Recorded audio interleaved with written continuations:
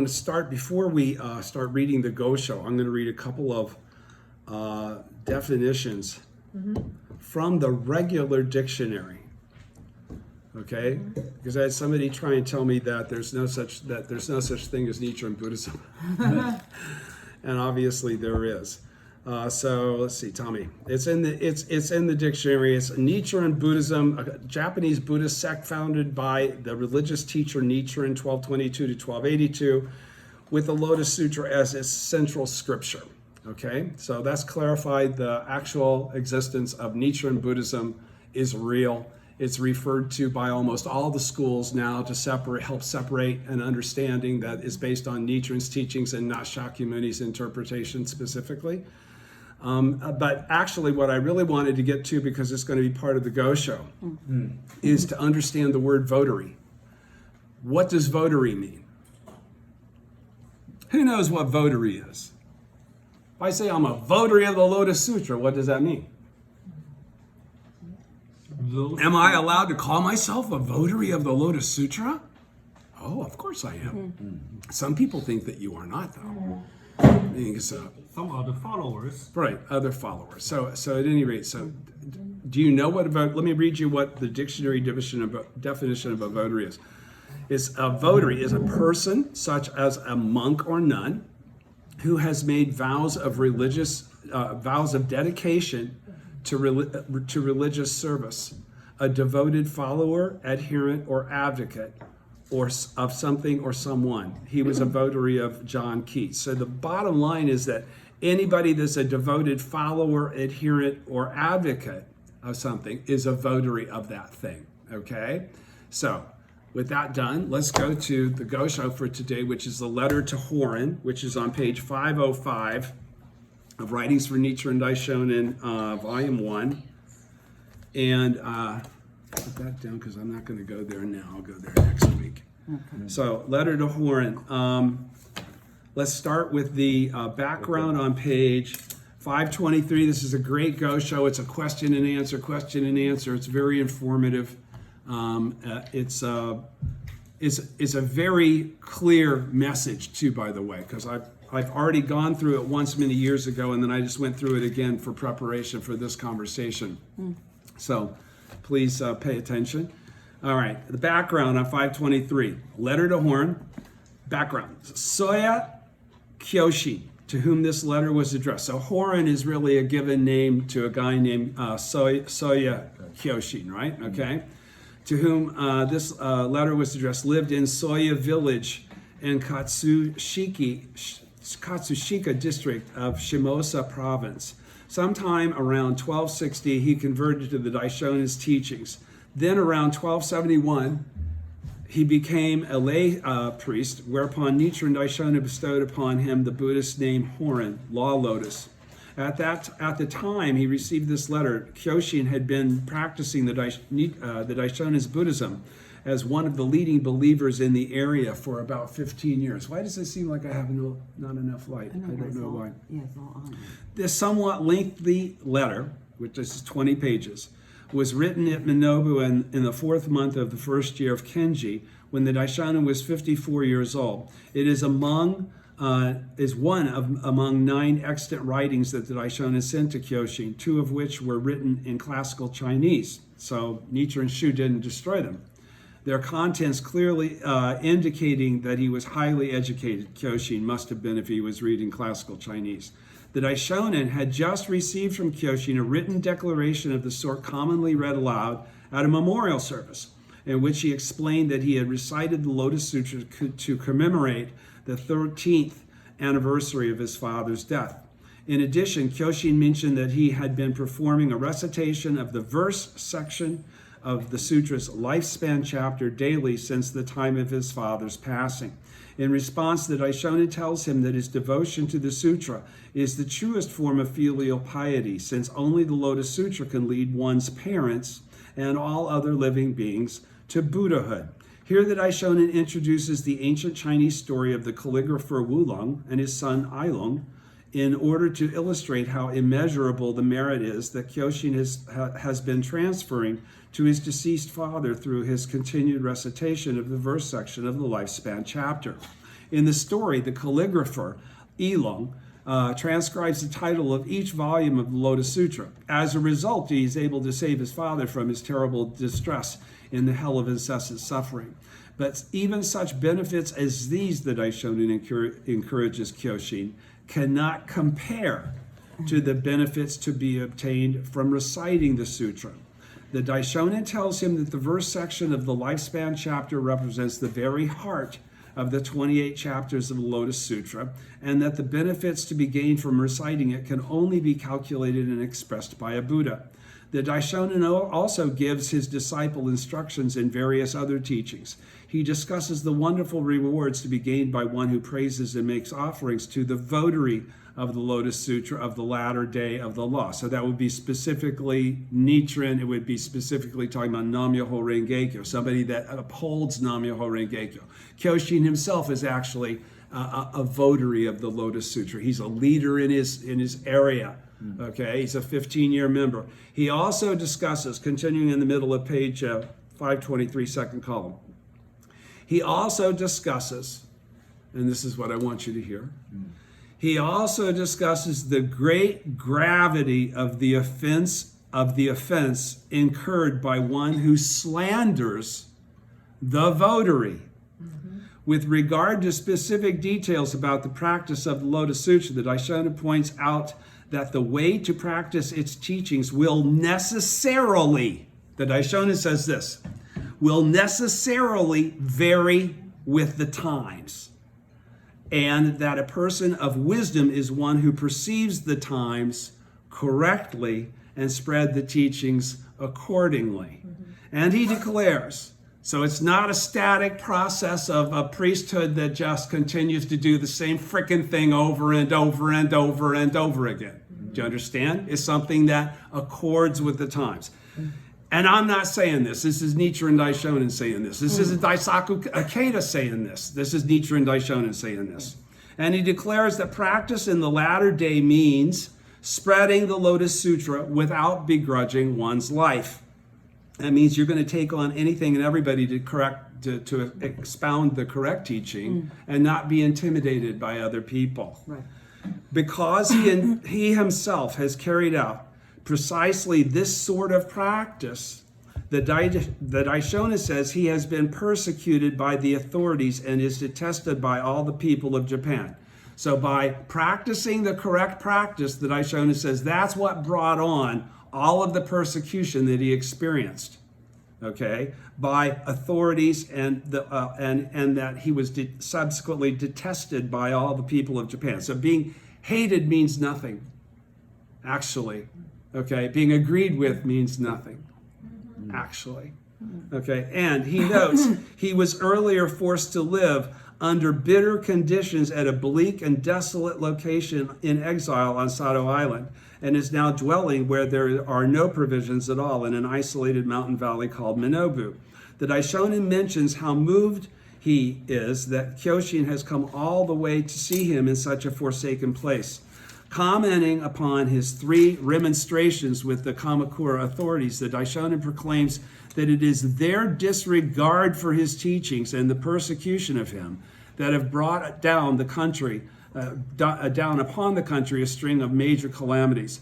And at the very end of this letter, the Daishonin explains why some people who slander the Lotus Sutra seem not to receive any punishment at all. Those who slander the correct teaching in existence after existence, he says, are condemned to the hell of incessant suffering and will receive no further warnings in this lifetime for their slanderous deeds.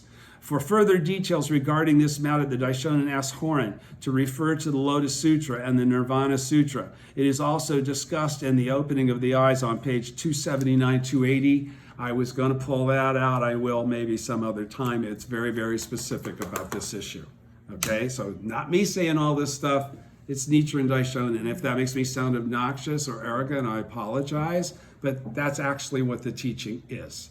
Okay, based on Nichiren's recorded teachings that were recorded by Nichiren Shoshu and left to us through High Priest Horin to create the Gosho Zinshu by Soka Gakkai, and that's where all of the material I'm reading to you comes from. Right. Of course, it was never in an English translation. That was done by world-class, very expensive to engage translators such as Burton Watson. Okay, so we go back to page 505 of Letter to Horen. All right, I'm starting, okay. Starts out, the teacher of the law chapter. Let me get some water.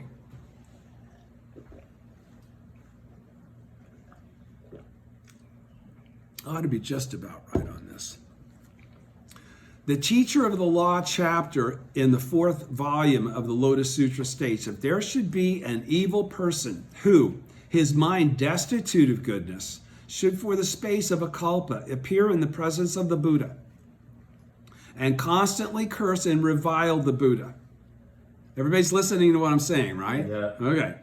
That person's offense would still be rather light. For the period of the kalpa, you're going to flip him off and you're going to say all kinds of crap to the Buddha, and it's not going to be as bad as this.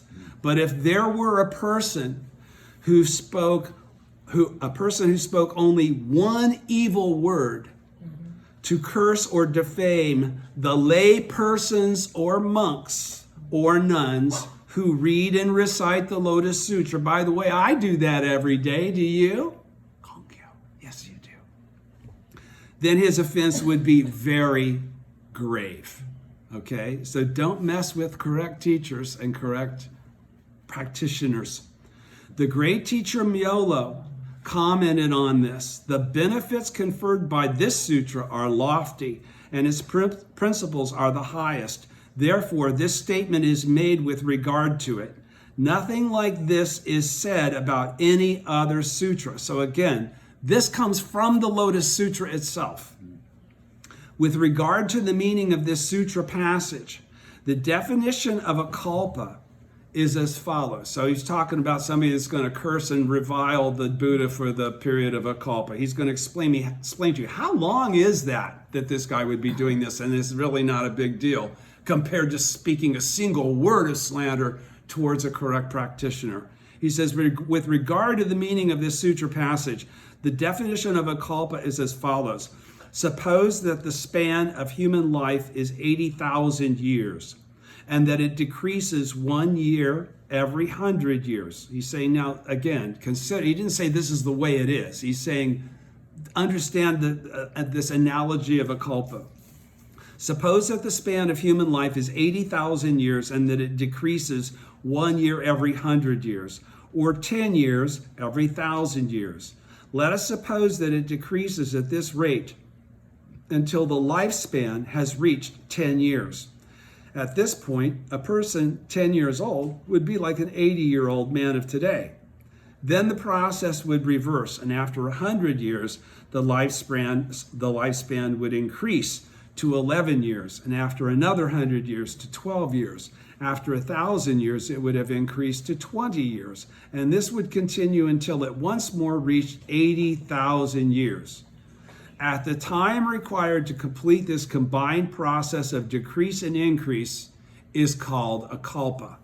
Now, by the way, there are several different ways this measurement is made. There's another one where there's a crane, gets a stone that's something by something gigantic and brushes it with its wings once every 1,000 years. There are several different definitions that the Daishonin does refer to in the Gosho.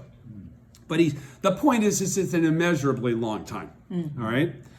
The time required to complete this combined, and we talk about kalpas as though they're days when we talk about it in the sutras. So really wrap your head around that, okay? What kind of time span they're discussing when they mention the word kalpa, okay? Numberless major world system distant particle kalpas ago is when Shakyamuni is Sanzin or Goyaku Jintingo, right? So that's a very, very long time. The time required to complete this combined process of decrease and increase is called a kalpa. There are various other definitions of a kalpa, but for the time being, I will use the word kalpa in the sense defined above. There are persons who, second column, page 505, first full paragraph. There are persons who, throughout this period of akalpa, manifest hatred toward the Buddha by carrying out various activities in the three categories of body, mouth, and mind. Okay, now what are those three categories significant of? What are those three things, the means by which we accumulate all of what we have of this thing that I'm talking about, I'm asking a question for? What is body, mouth, and mind significant of? Karma. Okay? We create, everything we experience is based on karma that we created. And there are three ways we can create karma. We can create it with our mind, with our mouth, or with our actions. Okay? He says, these three, body, mouth, and mind. Such a person was Devadatta. Okay? The Buddha was the son and heir of King Suddhodana. And Devadatta was a son of King Dronodana. These two kings were brothers, so Devadatta was a cousin of the Buddha. At the present, as in the past, among sages as among ordinary men. You also know he was once his teacher, right? Asita. So Shakyamuni and Devadatta have a relationship that go way back, okay, according to Shakyamuni. All right? The Buddha was the son and heir of King Suddhodana, and Devadatta was the son of Dronodana. These two men were brothers, so Devadatta was a cousin of the Buddha. In the present, as in the past, among sages as among ordinary men, trouble arising over a woman has been one of the prime causes of enmity. When Shakyamuni, thus come one, was still known as Prince Siddhartha, and Devadatta had been designated prince and heir to his father, it happened that a high minister named Yasha had a daughter named Yashodhara. She was the most beautiful woman in all of the 5 regions of India, a veritable goddess whose fame was known throughout the 4 seas. Siddhartha and Devadatta vied with each other to win her hand in marriage. Hence, discord arose between them. Later, Siddhartha left his life and became a Buddha. And Devadatta, taking the monk Sudaya as his teacher, left his family to become a monk. The Buddha observed the 250 precepts and abided by the 3,000 rules of conduct, so that all heavenly and human beings looked up to him with admiration, and the 4 kinds of believers honored and revered him. Now you should all know this, remember this, right? They were rivals at a period of time, right? Devadatta and the Buddha, okay? Devadatta, however, did not command such respect from others, so he began to consider whether there was not some way he could gain worldly fame that would surpass that of the Buddha.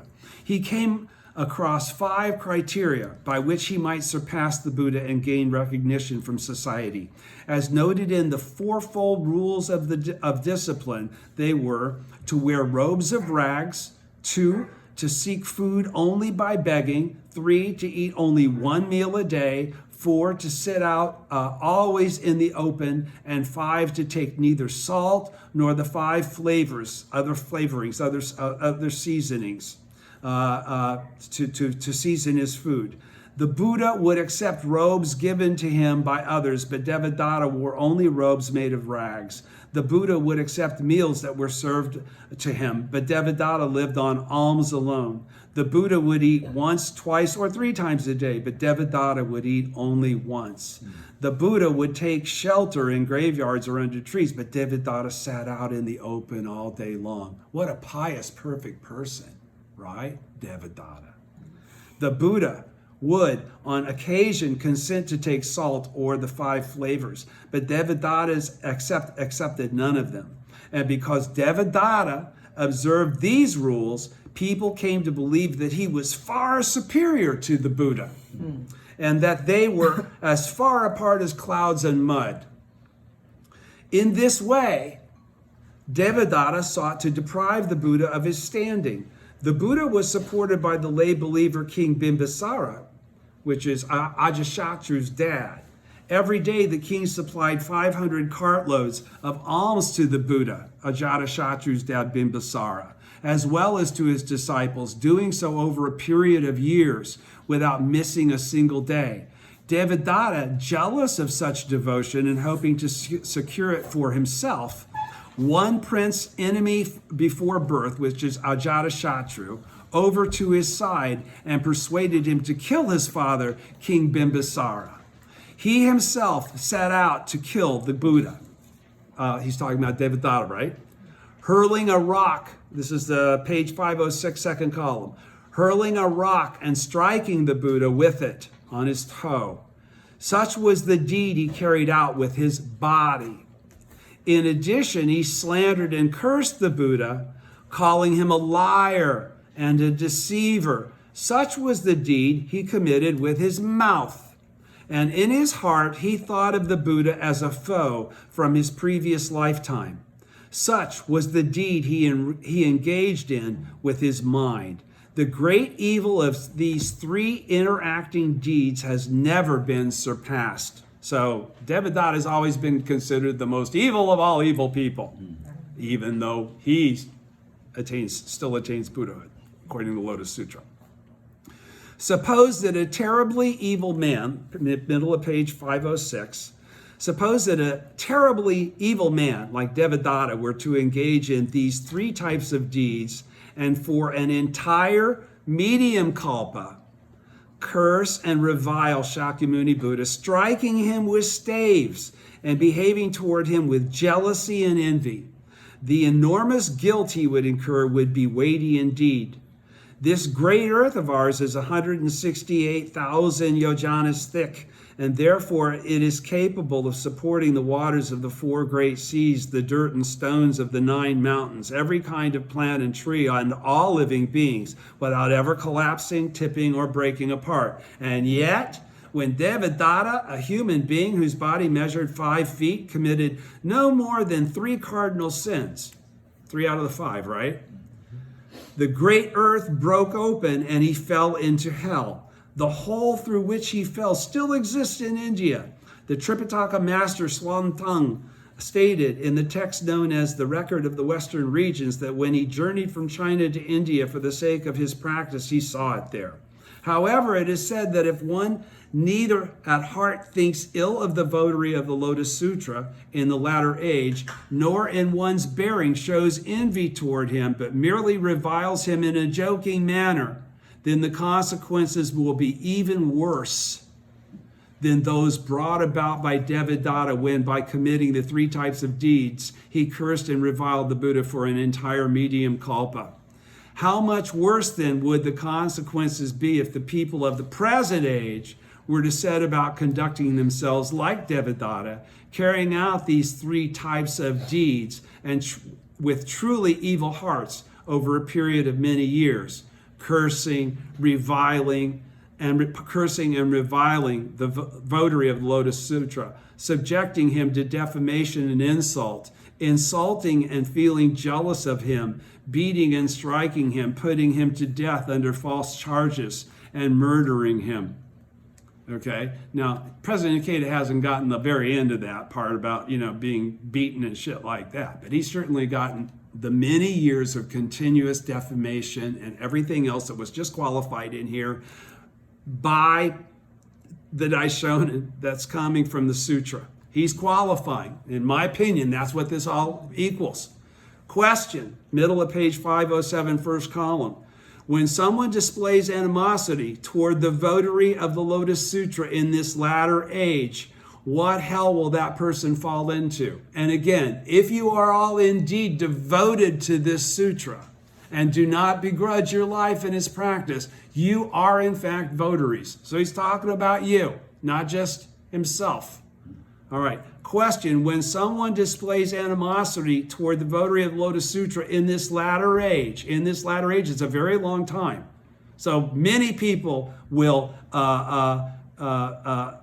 express the Lotus Sutra and have people despise them for it. What hell will they fall into? The second volume of the Lotus Sutra states, if this person should slander a sutra such as this, or on seeing those who read, recite, copy, and uphold this sutra, which frankly are all four things that I sure do, should despise, hate, envy, or bear grudges against them, when his life comes to an end, he will enter the Avicii hell, be confined there for a whole kalpa, and when the kalpa ends, die there again. He will keep repeating this cycle for a countless number of kalpas. 500 yojanas beneath the surface of the earth is the palace of the king Yama, or Yame, I believe it might be. The 1,500 yojanas beneath the palace of King Yame are the 8 great hells and the rest of the 136 hells. Of these 136 hells, 128 are for the consignment of persons who have committed minor offenses. The 8 great hells are for those who have committed grave offenses. Of the 8 great hells, 7 are for people who have committed the 10 evil acts. The 8th hell, the hell of incessant suffering, is for the consignment of 3 types of persons: those who have committed the 5 cardinal sins, those who have been unfilial, which means you have not respected your parents or respected the people that you have a debt of gratitude that you should be expressing gratitude for, and those who have slandered the law. The passage I have just quoted makes it clear that people who curse, revile, or slander the votary of the Lotus Sutra in this latter age, even if they do so merely in jest, will fall into this hell. The teacher of the law chapter of the 4th volume of the Lotus Sutra state, if there is someone who seeks the Buddha way and for a space of a kalpa presses palms together in my presence and recites numberless verses of praise, then because of these praises of the Buddha, he will gain immeasurable blessings. And if one lauds and extols those who uphold this sutra, one's good fortune will be even greater. The great teacher Myoho remarked, those who vex or trouble the practitioners, and of course this is on the Gohonzon, those who vex or trouble the practitioners of the Lotus Sutra will have their heads split into 7 pieces. Now, this is Myoho saying it, but this is the Daishonin quoting it.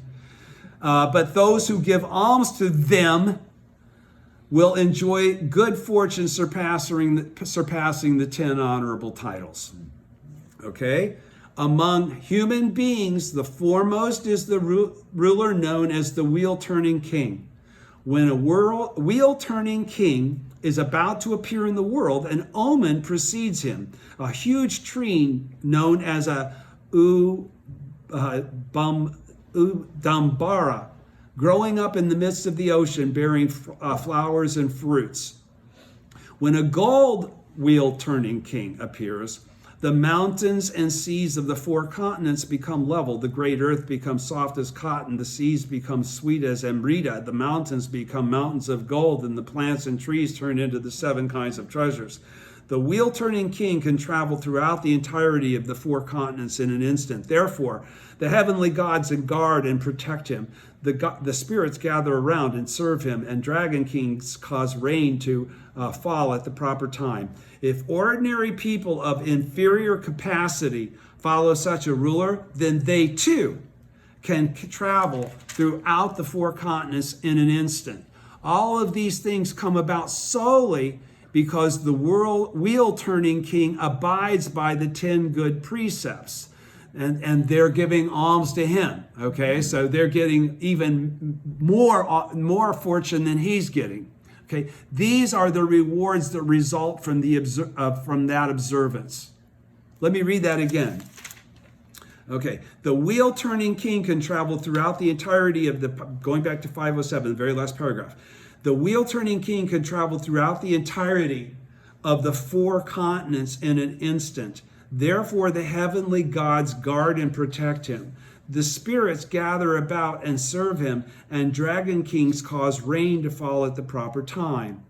If ordinary people of inferior capacity follow such a ruler, then they too can travel. They can do exactly what that king can do, the 4 continents in an instant. All of these things come about solely because the wheel-turning king abides by the 10 good precepts. These are the rewards that result from that observance. Incomparably superior to the wheel-turning kings are Vashravana and the rest of the 4 heavenly kings, those that are in the 4 corners of the Gohonzon. These are the great kings who preside freely over the 4 continents. Shakra, also on the Gohonzon, is the lord of the heaven of the 33 gods. The devil king of the 6th heaven dwells at the summit of the world of desire and rules over the threefold world. These beings were able to obtain their positions because they observed the highest class of the 10 good precepts and carried out the highly virtuous act of making impartial offerings. The great heavenly king Brahma is the most highly honored among the heavenly beings in the threefold world. He dwells at the summit of the world of form, is attended by the devil king of the 6th heaven and Chakra, and holds a major world system in his hand. In addition to having practiced the kind of meditation that is still accompanied by illusions,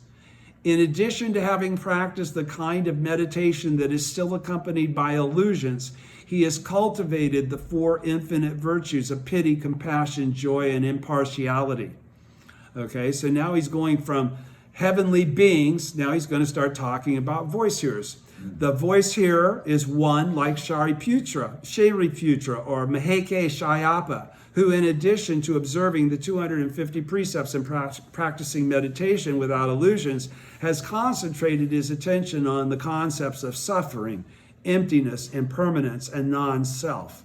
He has cut off all the illusions of thought and desire arising in the threefold world and can move entirely at liberty through water or fire. For these reasons, he has Brahma and Chakra as his attendants. Okay?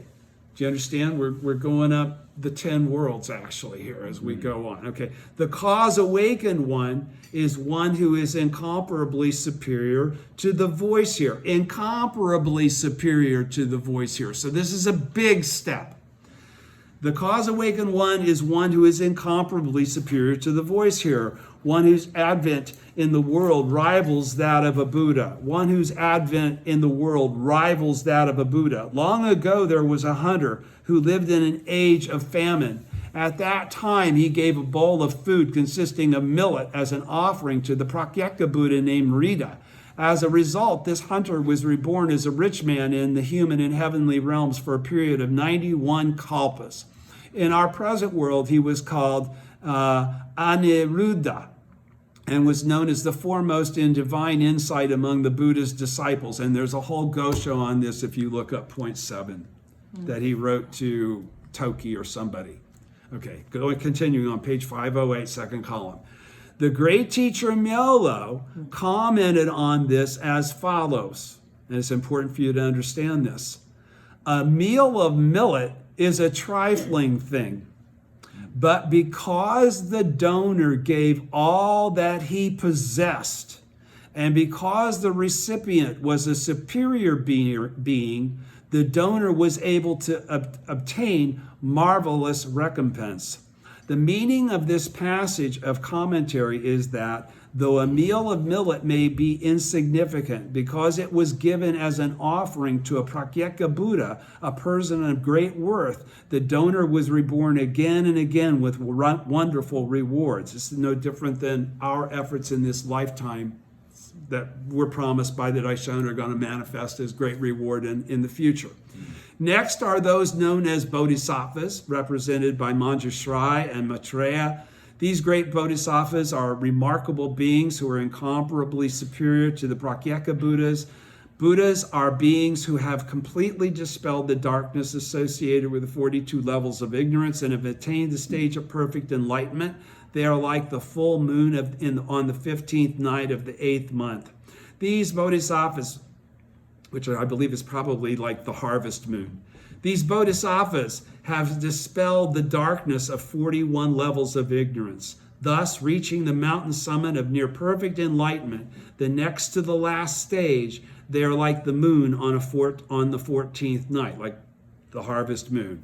The Buddha is continuing. Last paragraph, page 508, second column. The Buddha is 100,000, 10,000 million times superior to the various beings described above. A Buddha is invariably distinguished by 32 features. Among these features are a pure and far-reaching voice, an unseen crown of the head, a knot of flesh on the head of like a top knot, a tuft of white hair between the eyebrows, and markings of 1,000 spoked wheel on the sole of each foot. Of these 32 features, each one was acquired as the result of 100 blessings. What do we mean by 100 blessings? Let us suppose that all the people in Japan, in China, and in the 16 great states, the 500 middle-sized states, and the 10 states, and the 10,000 small states that make up the 5 regions of India are blind. Indeed, that all living beings throughout the continent of Jampadvipa, the 4 continents, the 6 heavens of the world of desire, and throughout the entire major world system, become blind. And let us suppose that there is a great physician who is capable of bestowing a splendid benefit by restoring sight to, in one instant, the eyes of all these beings, and that act would count as the bestowal of a single blessing. That act would count as the bestowal of a single blessing. So he's saying that he got each one of these 32 features is from 100 blessings. That's what it takes for one blessing. When 100 such blessings are accumulated, it leads to the appearance of one of the 32 features. From this, it is apparent that the benefits represented by merely one of these features are greater in number than all the plants and trees. Let me start that over again. From this, it is apparent that the benefits represented by merely one of these features are greater in number than all the plants and trees within a major world system, or all the drops of rain that fall upon the 4 continents. In the time of the decline, of the kalpa of decline, a great wind known as Samgata arises, uprooting Mount Sumeru, lifting it to the highest heaven in the world of form, and then reducing it to particles of dust. But despite all that, not a single hair on the body of the Buddha is so much as stirs. In the breast of the Buddha is a great fire, made up of the great wisdom of equality, the shining light of great knowledge, and the fire pit of meditation. When the Buddha enters nirvana, this great fire blazes forth from his breast and consumes his body. Though the heavenly deities and the dragons and the other beings of the 6 heavens of the world of desire and the 4 seas, distressed at the thought of losing the Buddha, gather round and cause torrential rains to fall until the earth of the entire major world system is underwater and Mount Sumeru is about to be washed away, still they cannot put out this huge fire. And by the way, you'd have to go to point 10 of the notes to understand the complexity of that paragraph. All right, to understand what all that really was talking about. It was a lot of stuff there. The Buddha is thus a person of great virtue. But King Ajatashatru, gathering together evil men from the 16 great states of India, plotting with non-Buddhists from around the world and acknowledging Devadatta as his teacher, turned numberless hordes of evil people loose, causing them to curse, attack, and kill the Buddha's disciples. Not only that, he turned against his father, a worthy ruler who was guilty of no fault, pinning him down in 7 places with foot-long spikes. He also approached the queen consort, the mother who gave him birth, snatched away her jeweled hairpins, and held a sword to her head. Because of these terrible crimes, his body broke out in virulent sores in 7 places. It was fated that when 21 days had passed, on the 7th day of the 3rd month, the earth would break open and he would fall into the hell of incessant suffering, to remain there for an entire kalpa. But because he sought out the Buddha, 2nd column, page 509.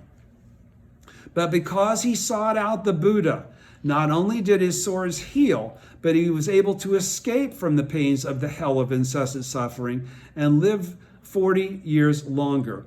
The high minister Jivaka was an emissary of the Buddha, and as a result, he was able to step into the flames and rescue the son of the rich man of Champa. From this, it would appear that once one has made offerings and paid homage to the Buddha, regardless of whether one is an evildoer or a woman, one will be able without fail to attain Buddhahood and achieve the way. I'll say that again. From this, it would appear that once one has made offerings and paid homage to the Buddha, regardless of whether one is an evildoer or a woman, one will be able without fail to attain Buddhahood and achieve the way. Devadatta had 30 of the distinctive features, but lacked the tuft of white hair and the markings of the thousand-spoked wheel. Because he lacked the features that distinguished the Buddha, he was afraid that his disciples would belittle him. So he gathered fireflies and stuck them between his eyebrows to resemble the tuft of white hair.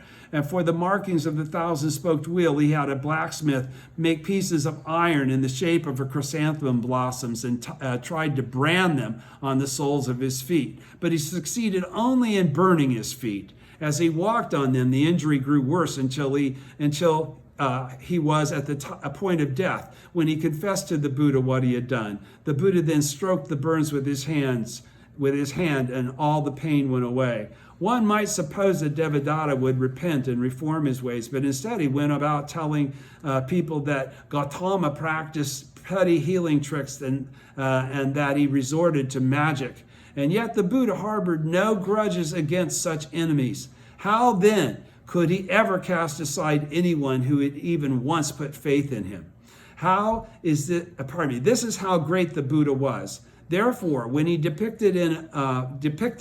when he was depicted in wooden statues or in paintings, his image walked about like the wooden statue carved by King Udayana, or preached the various sutras like the painted image fashioned by Matanga. So venerable is this personage known as Shakyamuni Buddha, the Lord of Teachings, and yet the blessings to be obtained by honoring him, not for an hour or two, not for a day or two, but the entire space of a kalpa, pressing one's palms together, raising one's eyes to the face of the Buddha, bowing one's head, abandoning all the other concerns, going about it as though attempting to put out the fire in one's own head, as though thirsty and seeking water, as though hungry and seeking a meal. The blessings to be obtained by incessantly making offerings and paying homage to the Buddha in this way cannot match those to be obtained by praising and making offerings to the votary of the Lotus Sutra in this latter age, which would be all of you, frankly. Even though it be only one word spoken in jest, the sort of unenthusiastic praise a stepmother might offer to her stepchild. The blessings to be obtained from the latter act, it is stated, are 100,000, 10,000, million times greater than those to be obtained by conducting oneself with a believing heart in the three categories of body, mouth, and mind, and offering alms to the living body of the Buddha for an entire kalpa. This is what the great teacher Myolo meant when he wrote that one would enjoy good fortune in surpassing the 10 honorable titles. The 10 honorable titles are 10 epithets that are applied to the Buddha. So it says on the Gohonzon that those of us who uphold and appraise it will receive benefit greater than the 10 honorable titles, will receive benefit greater than Shakyamuni Buddha. That's what it says on the Gohonzon. The 10 honorable titles are 10 epithets that are applied to the Buddha. Myolo is saying that the blessings to be obtained by making offerings to the votary of the Lotus Sutra in the latter age are greater than those to be obtained by making offerings to the Buddha of the 10 honorable titles. This is one way. This is one of the 20 ways cited by the great teacher Myolo, in which the Lotus Sutra surpasses all other sutras. And if you go to point 12, it'll delineate those 20 ways. The two doctrines outlined above were preached by the Buddha himself, and yet they may be difficult to believe. Again, I'll say it again. The two doctrines outlined above were preached by the Buddha himself, and yet they may be difficult to believe. How, you may ask, could one possibly acquire greater blessings by making offerings to an ordinary person than by making offerings to a Buddha? However, if you declare that these doctrines are mere lies, then you call into doubt the golden words spoken by the thus come one himself. You make light of the testimony of their truth given by many treasures Buddha, and you disregard the sign manifested by the Buddhas of the 10 direction when they extended their tongues. So if you don't go for what he's saying here, then you're basically saying that Buddha was full of shit. All right? And if you do these things, you will fall into the Avicii hell alive. You will be as nervous and uneasy at heart as a person who tries to ride an unruly horse over a rocky slope, top of 511, and we're only going to 512.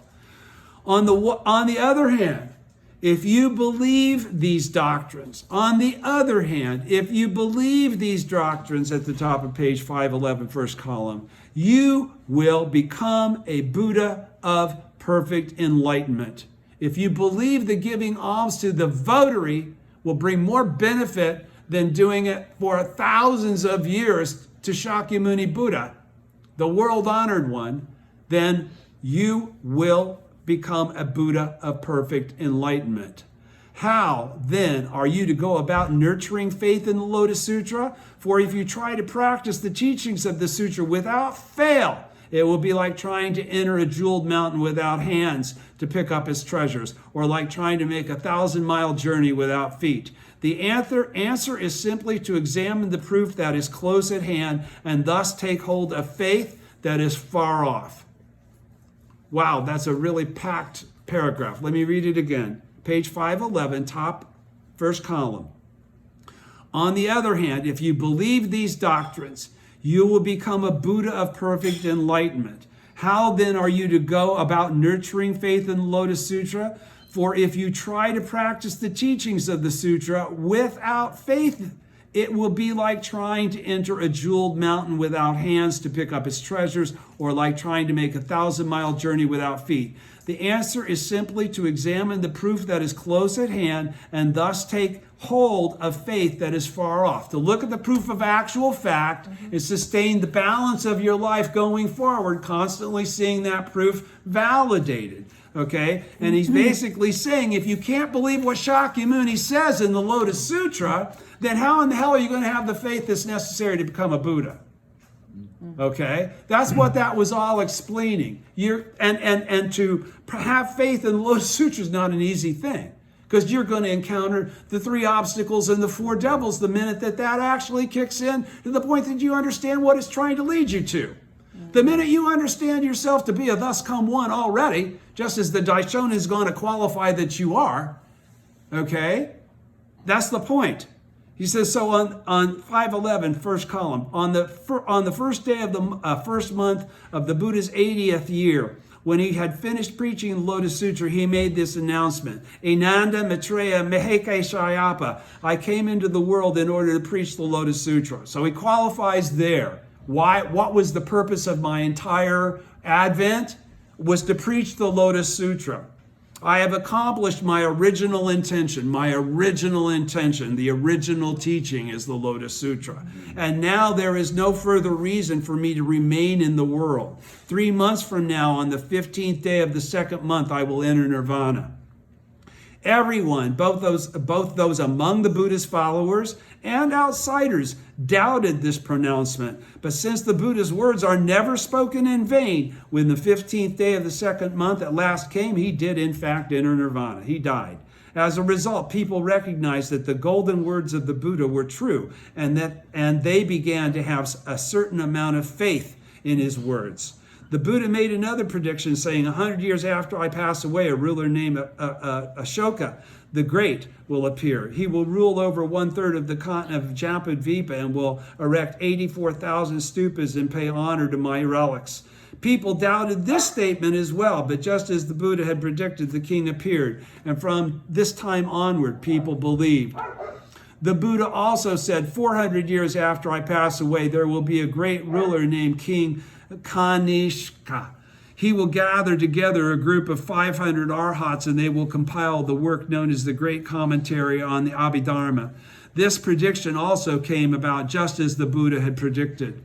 As a result of these proofs, people came to believe the predictions of the Buddha. If therefore the two doctrines I cited earlier are nothing but lies, then everything that is in the Lotus Sutra must be a lie.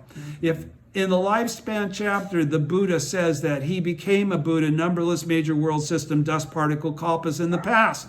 When we are ordinary human beings, we can hardly remember what has happened to us since our birth in this present existence, much less what happened 1 or 2 lifetimes back. How then can we be expected to have faith in what happened numberless major world system, dust particle, kalpas ago? Moreover, the Buddha made a prediction to Shariputra, saying, in ages to come, after a countless, boundless, inconceivable number of kalpas have passed, you, Shariputra, voice here, who's burned the seeds of Buddhahood, you can never become a Buddha according to everything I've said up until now. He now says, moreover, the Buddha made a prediction to Shariputra, saying, in ages to come, after a countless, boundless, inconceivable number of kalpas have passed, you will be able to become a Buddha named with the name Flower Glow, thus come one. He also made a prediction concerning Mahekeshayapa, another voice here who was not supposed to be able to attain Buddhahood because he had scorched his seeds, saying in future existences and in his final incarnation, he would be able to become a Buddha named Light Bright, thus come one. But these passages, the very last paragraph on page 511, but these passages in the sutra concern events in the distant future. And so it is difficult to expect ordinary people like ourselves to have faith in them. It is thus difficult for ordinary people who have no knowledge of the distant past or future to have faith in this sutra.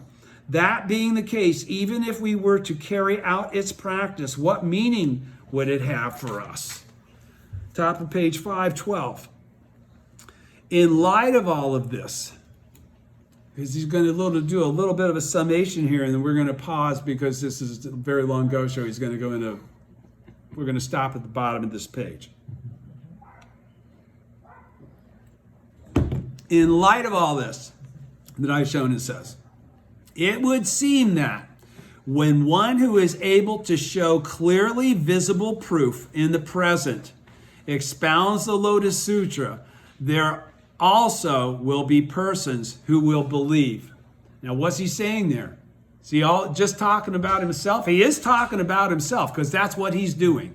He's, Tatsinakuchi is proof of actual fact, okay? Getting off of Sado Island, surviving Izu. These are all proof of actual fact elements, okay? The second invasion of the Mongols. The dude is a sage, okay? So, in the declaration concerning sutra readings that you, the Honorable Horen, have sent to me, you state, to mark the 13th year of the departure of my late beloved father, I have performed a 5-time recitation of the one vehicle sutra, the Lotus Sutra of the Wonderful Law. That's a quote from what Horen had written to him. He says, Shakyamuni Buddha, continuing the Daishonin, Shakyamuni Buddha, the Lord of Teachings, is known by the title World-Honored One of Great Enlightenment. The character that signifies honored can be interpreted as lofty, and the character for lofty can be interpreted as filial piety. Shakyamuni Buddha is honored with the title World-Honored One because among all the persons noted for their filial devotion, he is the most outstanding. Because he came back and left a teaching whereby his parents could attain Buddhahood.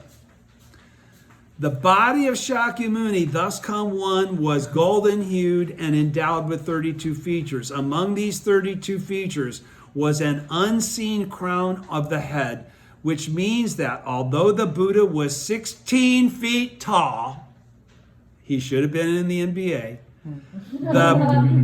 The Brahmin school of the Brahmin of the bamboo staff school was unable to measure his height. and the deity Brahme was unable to see the top of his head.